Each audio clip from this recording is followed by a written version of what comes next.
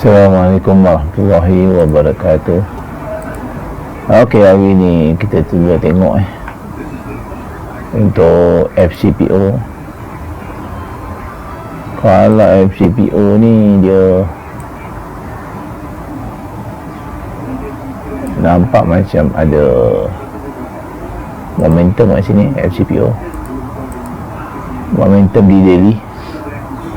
Kita pergi tengok 4 hour, dia rebound, tapi MACD dah ada. Ini dah ada buat momentum dan retrace dan naik lah. Okey, ini untuk FCPO.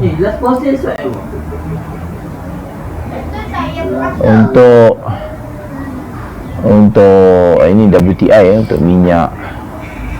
Sekarang ni ada sentimen yang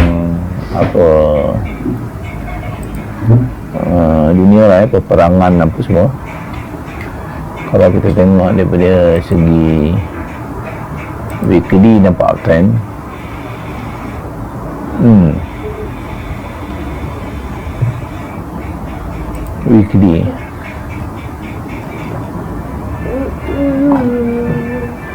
Weekly 4 hour.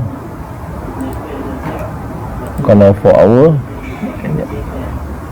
hour nampak sini dah ada momentum. Tengok 1 hour.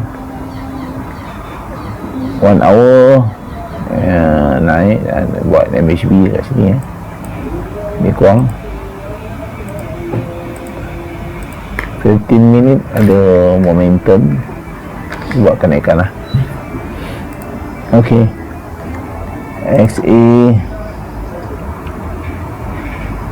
untuk gold kalau gold ni nampak di weekly dia buat re-entry. Ini dia buat momentum weekly. Tengok daily naik dan dia buat MACD dekat sini. MACD daily dan 4 hour.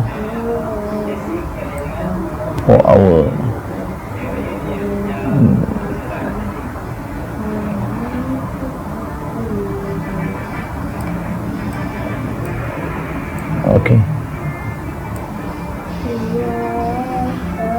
4 hour MACD terus naik. Okey, dan ada momentum kat sini. 4 hour ni full structure dia lah. Ada ekstrim,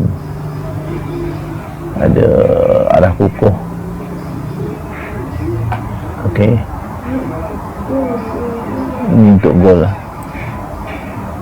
Okey, itu saja. Terima kasih. Assalamualaikum.